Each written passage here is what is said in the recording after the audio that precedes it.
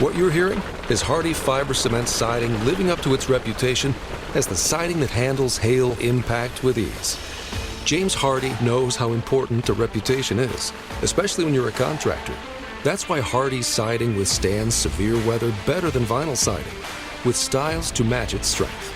So you can be sure you're providing your clients with the best.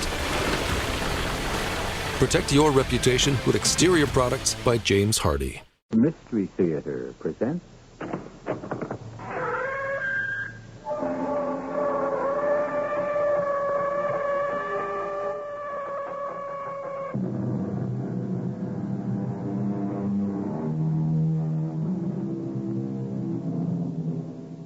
Come in. Welcome. I'm E.G. Marshall. The Encyclopedia Britannica defines the term medicine man as a name loosely applied to any man in a primitive culture who practices sorcery, prophecy, or magic, or who treats illness with charms, drugs, etc. Some 125 years ago, our own Wild West was a primitive society, and we had our own medicine man. This is the story of one such. Thank you, my friend. Clumsy of me to drop that card. Getting to be an old man. Still want to bet? Well, maybe I'll try just one more. Splendid. Now, watch carefully. Yeah. I place the 3 cards on this board face down. Move them in a figure 8. Up front them, mix them up. To make sure all is honest and above board, would you like to mix them yourself? I reckon I don't have to. Very well. 2 reds, 1 black. Pick the black 10 and you win. What is your bet? Well, sir, I'm going to go for broke.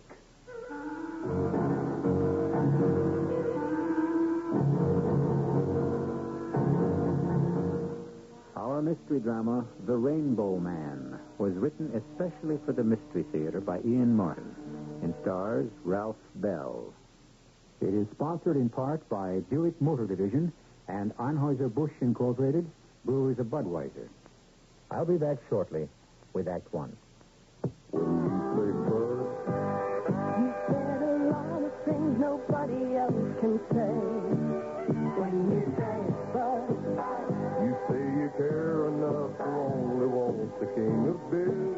There's no other one. There's only something left.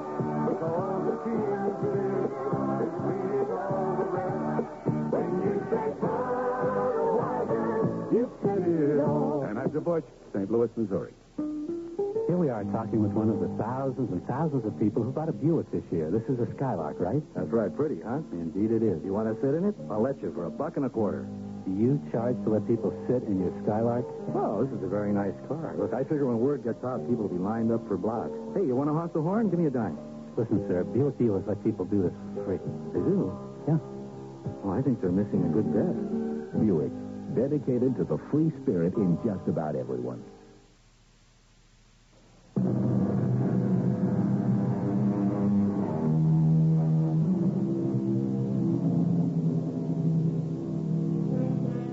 Sometimes he just sold snake oil, or whatever the name was that he gave to his magic elixir, which could cure all evils.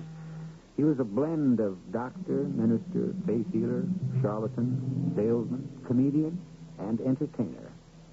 He was as welcome as he was frequently unwelcome, depending upon how successful he was as a confidence man and unsuccessful as a gambler. For the shell game, or 3-card Monte, was usually part of his stock and trade. He was a colorful, delightful, hard-working, lonely, fascinating figure. This one's name was Dr. Phineas Merriweather, and he called himself the Rainbow Man. Now then, Mrs. Moonlight, my fatal phantasmagoria of feline femininity. Still your cries? Oh, I know. With Rainbow gone, nothing is the same. And the vagabond life is not what it once was without her. But what will be, will be. Like all pussycats, you are nothing if not practical. You smell the effluvium of that broiling Rocky Mountain trout I caught this afternoon. Very well, my dear. We shall share it together. Oh, oh, oh. What about that, Mrs. Moonlight? Even in the desert waste, we attract the curious crowd. Or at least one of them? Just a cowhand sloping on out. Saw your fire. Can I join you? My door is always open, my friend. In particular, this one, since it's the whole outdoors. I have nothing to fear. Not for me, that's for sure. Ain't borrowing no trouble, just carrying enough I don't need no more.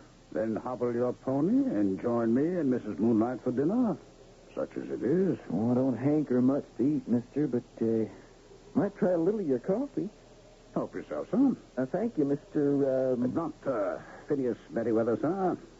Student of the Anatomicus Humanitas, skeletal articulation, splenidic spontaneity, the cycle of the circulations, the fundamental functions, and the health and vigor of the digestive tract. You can call me Doc. Sure. Hi, Doc. This is my platonic partner on my peripatetic path, Mrs. Moonlight. No ordinary cat, I assure you. I reckon if she belongs to you, she couldn't hardly be. And wow, this ain't no ordinary coffee. It's a brew developed by a mistress of the skillet and every other walk in life. The lady in question is no longer with us. She was my wife. Oh, I'm mighty sorry you had to lose her. So am I. Oh, I lost my woman, too. I'm mighty sorry to hear that. You didn't give me a name. Oh, Henry Thomas. Well, just plain Hank to most people. And you just lost your dear wife? Oh, no, sir. I lost the woman I hoped to make my wife. She found another's charms more to her liking? Oh, no, sir, Doc. It was her father, first of all, found me not to his liking. And the lady? Well, what can Annie do? I can't offer her nothing. I ain't got nothing. A fine, upstanding fellow like you. You couldn't save enough to support a wife? Make a home for her? Well, it wasn't enough for her daddy. But I was stupid enough to think I could build what I had into some kind of stake he might see his way clear to give his blessing. Ah, a light is beginning to dawn. You thought to increase your worldly wealth by application to the gaming table. Yeah. Always figured I played a right smart game of poker till I got took by Champ Rutledge. Well, of course, I don't know the gentleman you mentioned, but I have a sneaking suspicion I know his breed. Yes, of course, Mrs. Moonlight. Hank, do you believe in divination? Mr. Doc, I'd plain have to say I don't know what that is. Well, first, let's eat some dinner. And then I have a feeling our fates are somehow hopelessly entwined.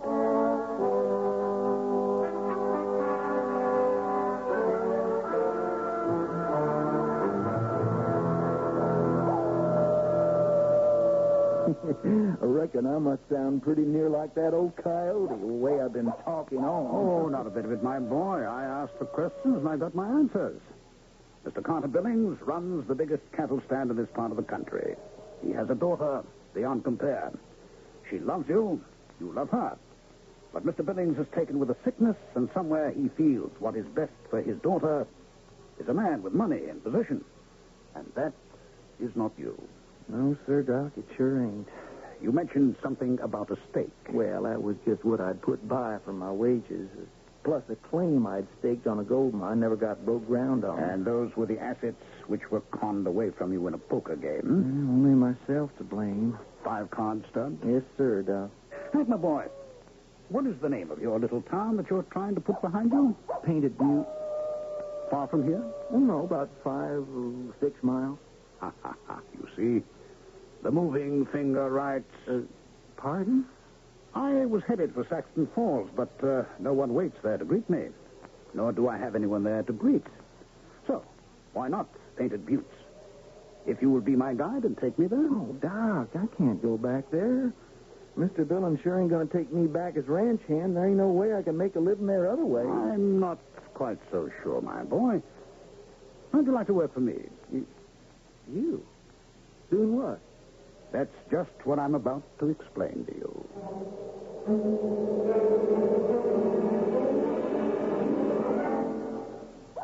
But that's plain dishonest. I mean, that's like stealing. Now. Let us weigh that statement carefully in the balance. What do you consider stealing to be? Well, taking something from somebody without him knowing you're taking it. The way Champ Rutledge took you at the poker table? Don't answer that for a moment. So far, we have only one definition, and that's too simple.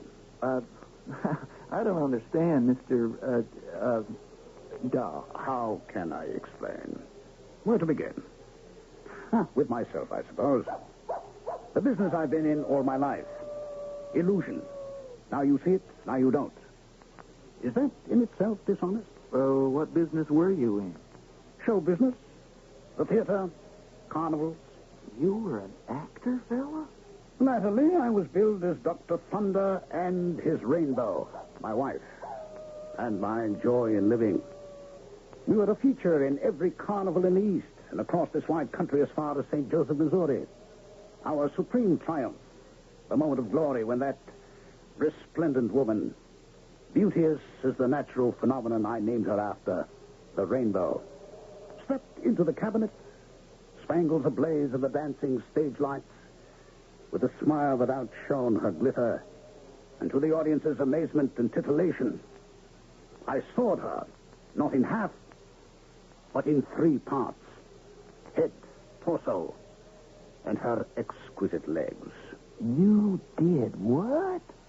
Sheer illusion, my dear boy. The hand is quicker than the eye, the magic of misdirection. The juxtaposition of seeming equal masses, which are only optical anamorphoses. Yeah. Yeah, Doc, now, I don't know about being what did you call it? A shell, my boy. You know, and all I got to do is bend up one corner of the black card when it drops on the ground. Showing it to everyone around while my back is turned. So they think I got a way of knowing it when you shuffle it in with the 2 red cards. An apt pupil. Exactly. Then take the money I give you and bet on it. Yeah, but how do you know if you give me money, I won't just take on out and keep going? Because, son, I have an unerring eye for an honest face. I don't know about that. Still seems kind of dishonest to me. Does not the good book itself say an eye for an eye, a tooth for a tooth? Well, I guess so. Then isn't it fair and square to swindle a man of Champ Rutledge's stripe just as he did you? Well, now, I don't know for sure he did swindle me. Trust me, my boy, you were swindled.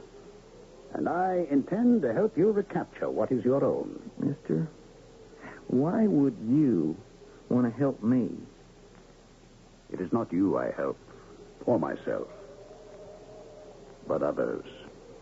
What in tarnation does that mean? Once I pursued my multifaceted career in the sordid scrambling after gain. I wanted to buy a world and lay it at the feet of the woman I loved. And all too soon, my beloved was snatched from me. And I was left alone to ponder. Was it in punishment for my obsession with the world's goods? I don't know. I only know I consider my function and my call now to help the poor, the dispossessed, the downtrodden, and the outmaneuvered. Go back to Painted Buttes tonight, my boy, so no one will ever know that you were away. Tomorrow I shall be there. And if you want to join me, join me. Just remember one thing, son.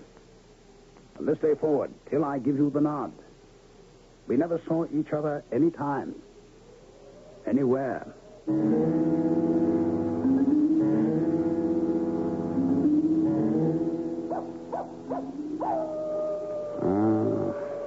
There never was a night, moon up or moon down, that I don't ache for you, Rainbow. Why did you leave me behind? Yes, Mrs. Moonlight, I know. She's gone.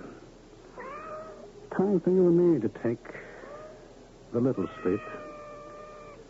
The big one is not scheduled for us yet. The future is still ordained. I wonder what it holds.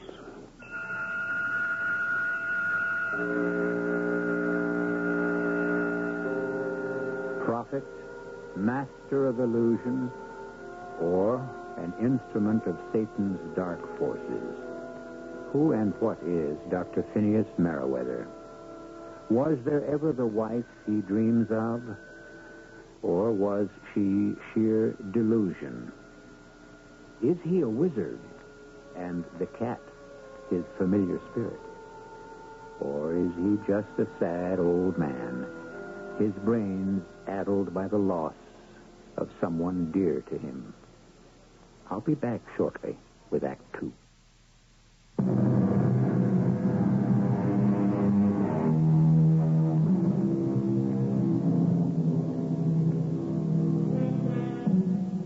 In the 1850s, Painted Buttes wasn't much of a town.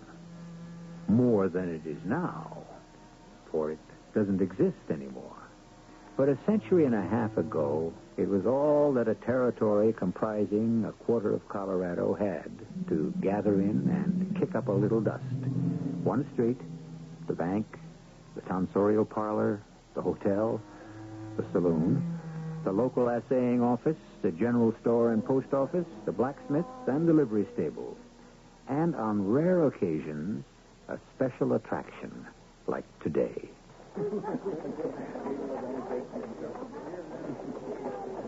Ladies and gentlemen of this fair metropolis of Painted Buttes, your kind attention, if you please. Allow me to introduce myself, Dr. Phineas J. Merriweather, practitioner of the ancient art of restorative controls. Health is wealth. Health is king.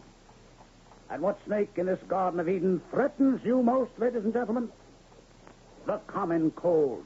But, by great good fortune, I bring you relief.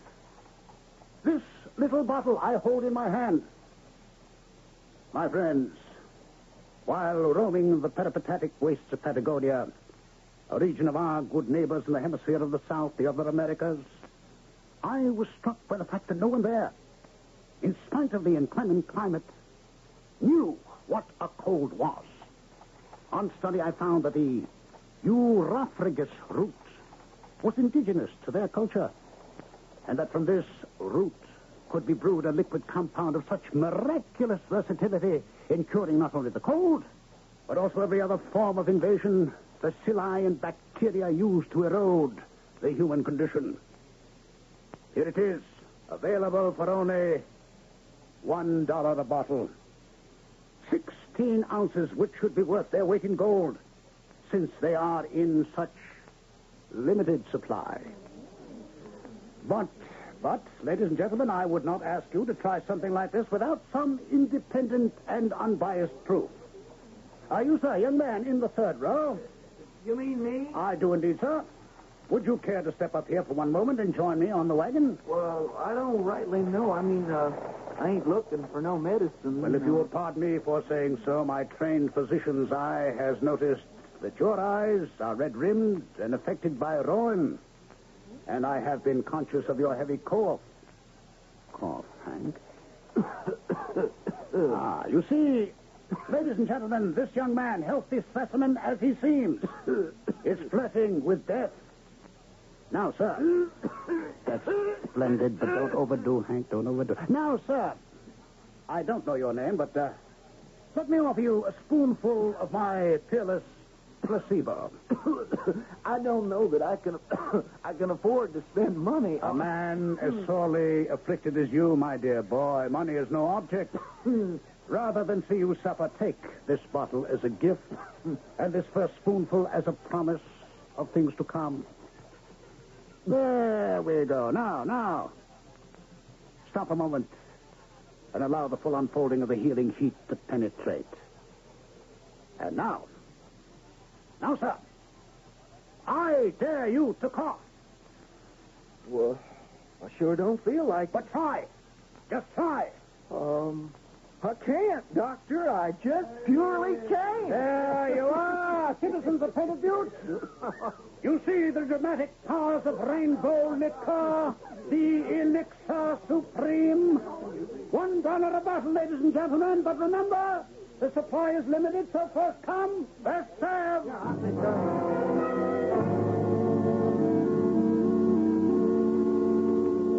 day, Sheriff. Howdy there, Mr. Rutledge. Care to join me in a drink? Well, a little early in the day. Oh, come on, Sheriff. Belly up to the bar. It's on me. Bartender, give the sheriff some red eye and a beer chaser. On the house. That's gonna hit me right. What's all the excitement up the street? Oh, just one of them traveling medicine men selling something's good for what ails you. Calls it rainbow liqueur. You just get into town? Rolled in early this morning with a big fancy wagon, a team of good-looking horses. Seems like business is good with him. Come from the east? That's right. I'm mighty obliged to you, Mr. Rutledge, for wetting my whistle. Here's looking at you. Well, thanks, Sheriff. As soon as you gulp that down, why don't you and me mosey up and take a look at our visitor? Why? You want me to run him out of town, Mr. Rutledge? If he's as well healed as he seems to be, not for a moment. Simplest game in the world, gentlemen. And how can you lose? Look at the Little odds. 3-card money, huh? Must be a slicker. That game's never honest. Still, I might take a little flutter. He couldn't fool you, Mr. Rutledge. No. But while he was busy trying to, we might just pull a little wool over his eyes. Let's just see what's going on. Well, aren't you going to bet again, young sir? Well, looks like my luck's run out. Keep losing. Yes, but you win 2 to my 1. Luck's bound to turn again. Bound to turn. Just let me shuffle the cards. Oh. Oh, well, I'll pick that up. Oh, thank you, my boy. Thank you. It's clumsy of me. I'm getting to be an old man. Did you see what Hank did? Bet a corner on the black card. So he knows which it is. He's learning since I took him for his shirt. All right, I put them face down, move them in a figure 8, hop frog them, just to make sure all is honest and above board. Would you like to mix them around yourself? No, I reckon I don't have to. Very well. 2 red 10s, 1 black 10. Fix the black and you win. What is your bet, sir? Well, sir, I'm going to go for broke. Put your money down. 5 in that stack, and 1, 2, 3, 4, 5. 10 in all. The gentleman bids on the middle card. Anyone else care to bet? A friendly game open to all. What are your odds, sir? 2 to 1, sir. More than fair. Would you care to take a flyer? I believe I will. I'll wager $50 if you can cover it. A right heavy bet, sir. But I think I can. Which card do you select, sir? For the first time, I find myself on the same side as Hank Thomas. Here, the middle one. I am closing the betting. It is quite heavy, and while I like to win, I don't like to see people lose. Except within reason. So, the magic card, and it is... red. The 10 of diamonds. Such a pity. I'm afraid you lose, sir. Will you play again? Champ. Mr. Rutledge, you were taking it. No, sir, not for the moment. That exhausts all cash I had in my pocket. Besides, this is not my game. But you seem like a gambling man. I have devoted a large part of my life to it, yes. Are you in town till tomorrow? Oh, yes. My name is Champ Rutledge. Perhaps you'd care to join me in a poker game tonight. I suggest it's something you shouldn't miss, if you are a gambler.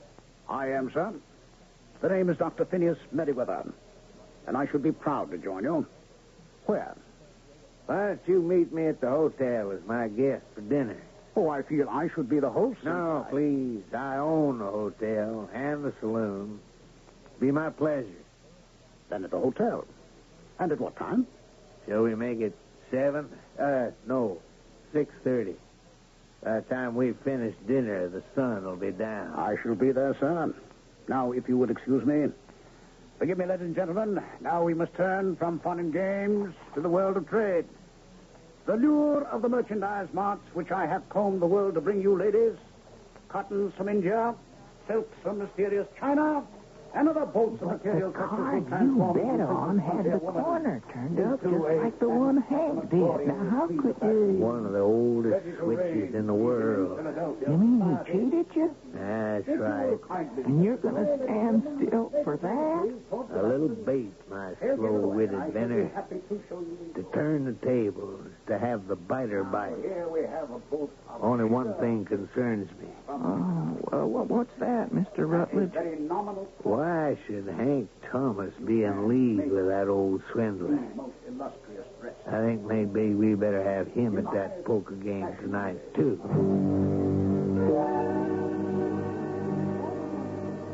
Doc. Yes. Oh, all right. What is it, my boy? Can I talk to you here in the wagon just a moment? Just a moment. Run the goods through your fingers, ladies. Feel the richness and the allure. How can you resist them? And, ladies, forgive me for a moment. Hank, I told you we should not appear to know each other. What is it? Well, two things. Why did you accept the idea of playing poker with that no-good champ Rutledge? We can discuss that later. What is the other? Oh, it's Annie. She wants to see you real bad, Doc. Well, I'm here. Can't she come right up and buy like the other women? Oh, no, she don't want to buy nothing, Doc. It's what you are and what your name is she needs. She asked me to tell you she's got to talk to you as a doctor.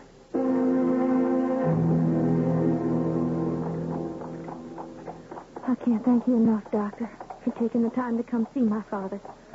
Well, perhaps I will be of less use to him than to you. I don't understand. Time enough for that. Oh, in the West, it's so difficult to get a doctor. And those we do have don't seem to know what's the matter with my daddy. Miss Billings, I don't know that you can count on me to be any better. Well, not from what Hank told me. He thinks you're pretty wonderful. Does he now? That's the way you feel about Hank, I take it, hmm?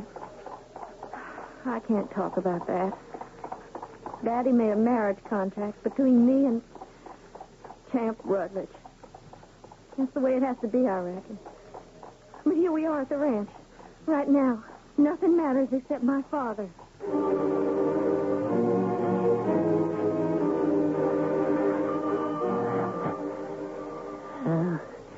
What do you think, Doctor? Mr. Billings, I think I should tell you, first of all, that I am not a doctor. Huh? And what are you doing here? Some of us live in a halfway house, Mr. Billings, and have the worst of two worlds. I am one of those, and I beg you to listen to me now as one who is about to join the shadows in order to protect the ones who are to live and breathe and have hope to enjoy the other. The world of life.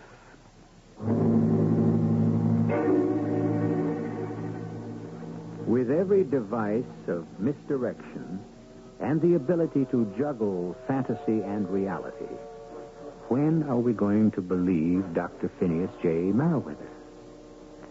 When does he lie, confuse, and when does he tell the truth? Maker of dreams, the Rainbow Man.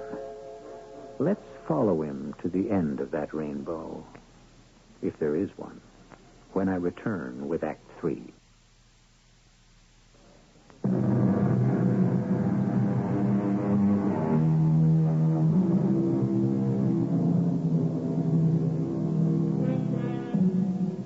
With this story, we walk uncharted paths, the byways of whim, of unreality mixed with down-to-earth problems, with a strange man of 1,000 facets and incredible tricks, a man of good or evil, which we'll have to go back to the story to find out.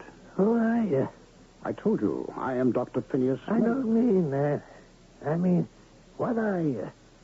A man that talks about halfway houses and the dead as if they lived and the living as if they was already dead? What are you? Some kind of preacher? A little of that, but mainly a simple medicine man. A bit of a charlatan, who once was a prince of illusion. Ain't enough words to talk the hind leg off a donkey. I'm looking for a cure. Get out of here. One word, sir, before I leave, if I may. You have a daughter. Annie. She loves a young man who loves her in return. Why have you torn them apart? Since you have already consigned me to the grave, you should know as well as I. This ranch, this spread, you think I own it? No. Long since mortgaged to Champ Rutledge. Poker? And other games of chance. I am that most unfortunate of men. A gambler without any luck. And I, if I may borrow another hat, am what should be supposed to be the most fortunate of men. A gambler with all the luck. Or at least the ability to win at will. What does that mean? Have you a pack of cards handy?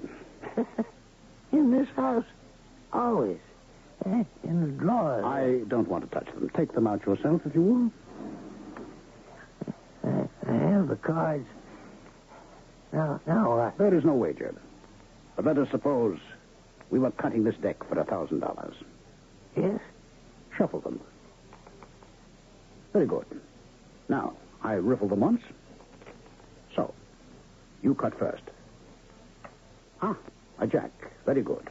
Higher than the probabilities. Now, I cut. Thus. The ace of hearts? It's pure luck. Oh, no, Mr. Billings. I will cut you an ace every time. But I intend to win back your ranch for the man who is best equipped to run it, young Hank Thomas. And because I want your promise that if I do, you will leave the ranch to your daughter and Hank Thomas once they marry. And give your daughter your blessing. You don't ask much, do you? Only a fair return for what I'm trying to give. How do you expect to accomplish all this? I'm playing poker with Mr. Champ Rutledge tonight.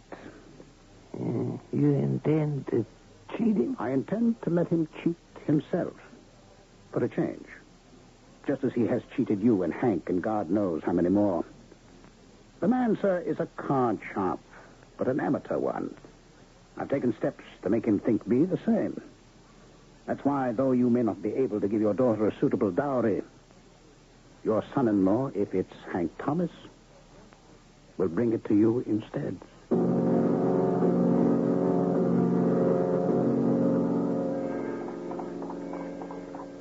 And are you trying to tell me, Dr. Merriweather, that my father is going to change his mind? What I'm aiming to have him do. I can't believe it. There really is a chance I might not have to marry Champ Rutledge. There sure is. And now, my dear, I reckon we're just about back to my wagon. How can I thank you, Doctor? My daddy seems so much better after seeing you. I hope his mind has been relieved at least. I take it kindly of you to bring me home, Miss Billings. Doc, where have you been? I got a... Oh, Annie. If you two will excuse me, I've got to see that Mrs. Moonlight gets fed. Hey? Now, no use starting up anything again, Annie. You better head for home. Would you help me down just a minute? I think the horse might have a loose shoe. Well, sure, but I could check... Hank, please help me down. Oh, yes, Annie. You didn't have to lift me. Well, you don't hardly weigh more than a feather. Is that the only way you think of me? Don't now. I mean, Yes? Yes, what? Yes, what do you mean? Annie, I gotta let go of you, or I swear I never will. That's a little better. Why should you? You know why. Kiss me. I ain't got the right. Maybe there's a chance you might. That's some of what I got to tell you. Only first... Oh, Hank. Please, kiss me first. Hank?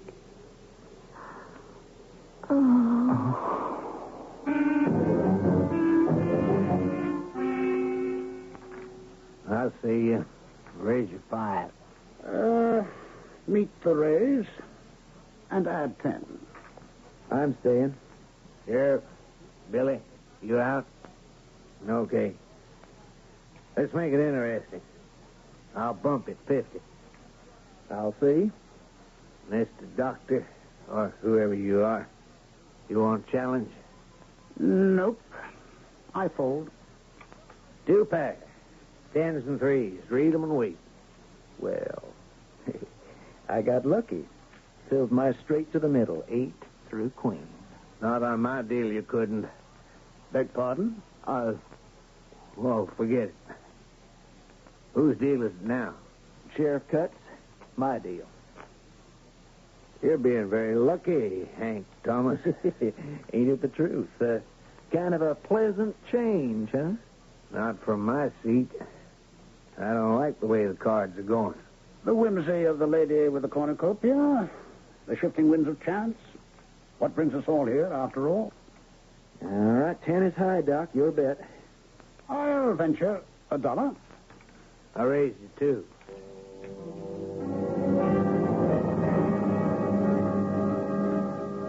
Two to the doc, 7 spades to studs, big king to the sheriff, 7 of diamonds to Hank, and the dealer, hey, lucky strike, ace of spades.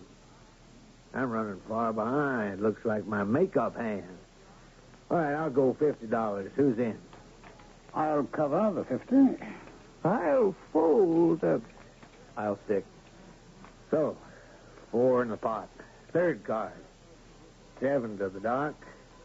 Deuce of nothing to studs. Your deuce, huh, Doc? Queen of spades to Hank. And a big ace of hearts to the dealer. Still high. All right, I'll up the ante. This round costs till it hurts. Make it 1,000. I'll cover you. Ooh, I'm out. I'll see you. Raise you everything I got. 9,000. 9,055. Well, it's suddenly a big game. And I'll see you and double that. I think I'll fold. Meet your bet. Double it again. Where are you getting the money to bet? What do you care? You see the color of it, you match it. Ain't that many chips left. I'll give you my IOU. I'll see you and raise. No paper at these high stakes, unless the paper is valid. You suggested my signature on my word ain't bond? I'm not suggesting anything except that we keep this game honest. That's the last coming from you. I'm out of it, sir. And you're the dealer. Okay, Hank Thomas. What do you want to cover? The mortgage to the Billings Ranch. You kidding? There ain't that much money involved. Enough so you can't foreclose. The rest you'll get fair and square. Okay. Studs, here's the key to the safe. Go fetch it. And everybody just keep his hands nice and easy on the table.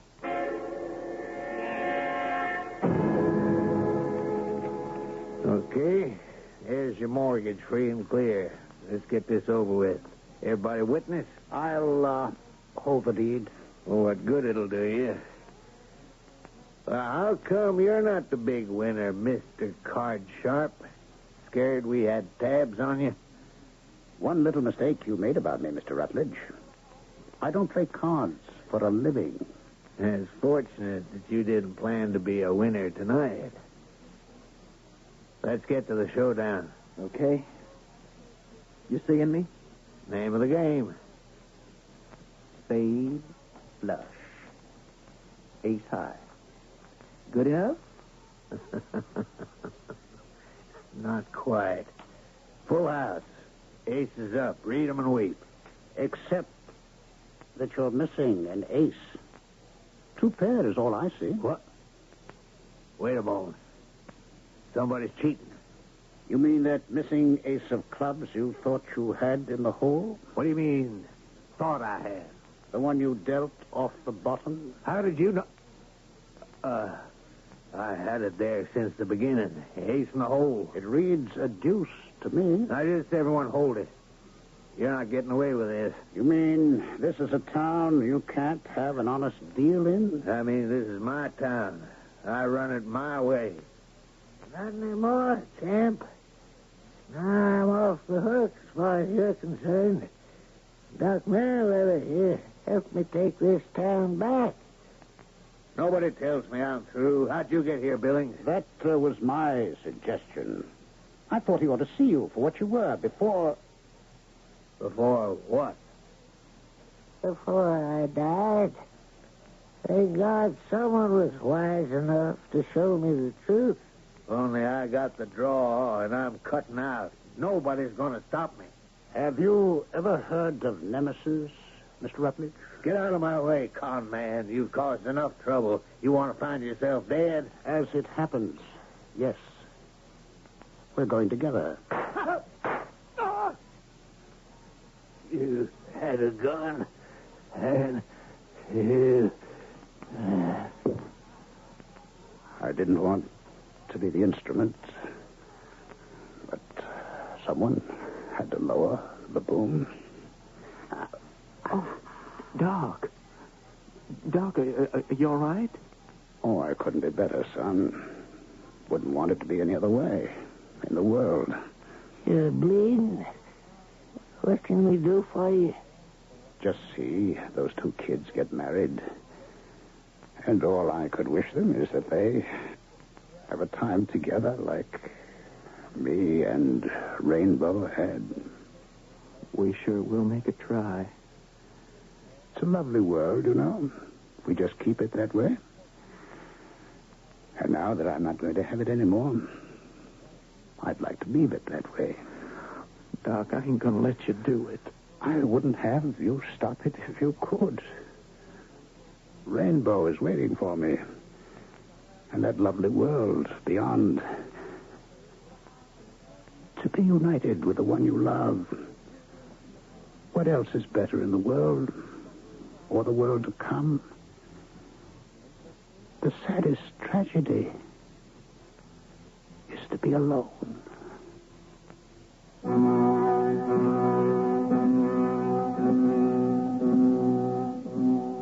The medicine man, or anyone who hopes with some magic panacea to cure the ills of the world, has to fail. Just as those who depend on him are doomed to the same fate. But the effort is always worth the risk, no matter what the result. At the worst, there is some gain, if not to everyone, to the lucky few. Count Annie and Hank among those, and this story has not been in vain. I'll be back shortly.